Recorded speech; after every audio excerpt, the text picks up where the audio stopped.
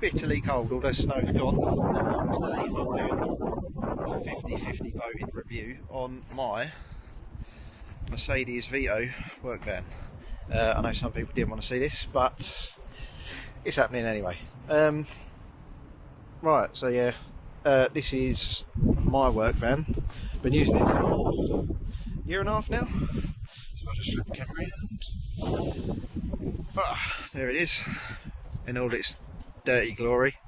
I tried giving it a quick wash, but due to the snow, all the salt and grime and stuff on the road, it's not that clean. But as you can see, here's the 114 CDI model, just an engine variant. I think it goes from 111 up to 119. It is the crew van version, so that means, as an added bonus, another 3 seats in the middle there with a bulkhead, optional extra bulkhead, sliding panel doors each side, optional 16-inch alloy wheels, which is nice rather than having steel wheels. And personally, can't remember the name of the colour, and that's grey. Obviously it's metallic paint. Probably be acid flake in it, and the swirls maybe. If it comes in, yeah, there you go, so it ain't too bad. Tinted windows, optional extras. A couple of driver, it has the driver assist package on it as well, I believe. So that means it has parking sensors all the way around, front and back. Folding mirrors, power folding mirrors, heated mirrors as well, which how that turns on, I don't know. There's no button for it. Obviously, there's no heated rear window or anything like that to turn on. So unless they just come on automatically below a certain temperature. Yeah, so that's the inside of the van. Obviously, being a crew van, you do get loads of room. You can literally just hop in the back. So you got loads of room, plenty of room for tall people, anyone over 6 foot. Not like us though, we're short. Room for my little fridge in the centre. No centre console on that, but I actually quite like it because, so like you got something in the back here, and it's absolutely pissing it down with rain. You don't have to get out of the van. You can like literally just walk through the centre into the back. So yeah, these seats are here. They're actually removable, so you could make that into extra storage.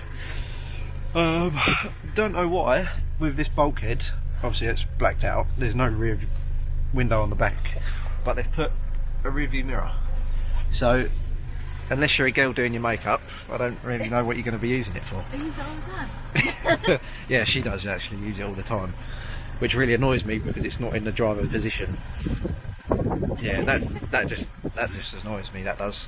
Yeah, so in this one we got a 2.2 litre diesel turbocharged engine, 7-speed gearbox plus obviously reverse, with a flappy paddle gearbox, which is actually quite surprising for a van. Quite a lot of optional extras as well. It's got automatic wipers, different sensitivities. Again down here, automatic headlights as well. They're actually pretty good. I actually rate the system on this van.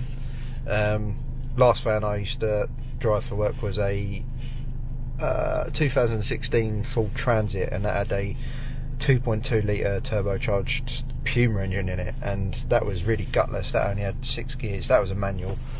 But yeah, I didn't like that engine at all. Yeah, so this button here, this MCE button, that's 3 different driver modes that you can select.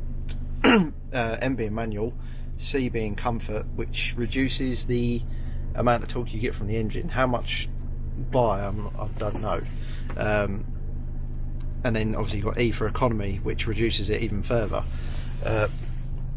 For some reason, whether you can change the different modes, it as a default you start the van in. I don't know, I don't think you can, but I think it always starts in E. I think as soon as you turn the traction control, auto start stop off, it will go to comfort mode.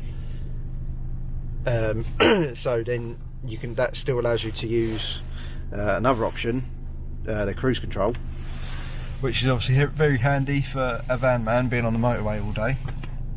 But as soon as you go into manual mode, or turn the traction control off, you can't use the cruise control anymore. Actually, no, tell a lie, you can use the cruise control as long as the traction control's on. Yeah, so I've got this traction control button there. If you press it, obviously you get the light come up on the instrument cluster, but it's never off. Although it comes up saying it's off, it always kicks in, even when you're in drift and driving modes, which is really annoying, because if it's like, if you want it off, you want it off. Yeah, to drive, it's actually not that bad. Suspension wise, it's a smooth ride, but it's quite firm stiff suspension, I'd say. Like, there's not a lot of body roll. I mean, it's 2.2 metres tall, I think. But you'd be surprised. My mum's 1.25 Fiesta Zetec actually has a lot of body roll in this thing. It hugs the road pretty well. It's rear wheel drive as well, so sometimes it can, depending on the weather situation, it can get a little bit exciting. The rear end can go a little bit.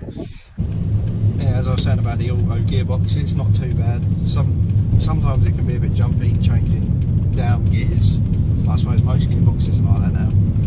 Being a van, obviously it's not going to be an amazing gearbox, but if you put your foot down, it'll change, it'll stay all the way up to the red line, but as soon as you let off, sometimes it hangs in that gear at a high RPM and you're like, come on, I need the next one. So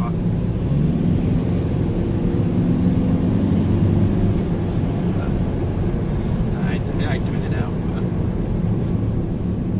sometimes it can be a bit temperamental as well at roundabouts, so you sort of want first gear to pull away quickly and it's like, come on, change, and then it goes. Go into manual mode as well. So this is where you get all the torque. Put your foot down and it won't change on the red line, it'll just hang there. So you change again and again. But changing up's alright.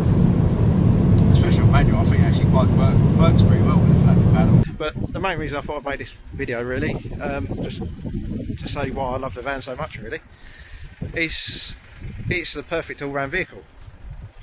You've got 5 seats in it, perfect for a family, friends, whatever you want to go do, take out, drop your mum off at the airport, pick them up. And you've still got tons of storage space in the back for suitcases, shopping, whatever you want, and no one's cramped in the centre. It's great.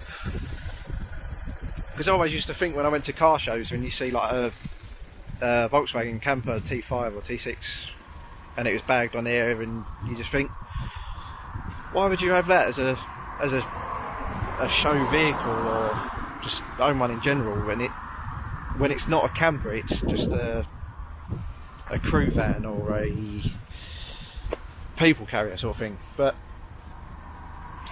since owning this, I actually really understand why people have them. And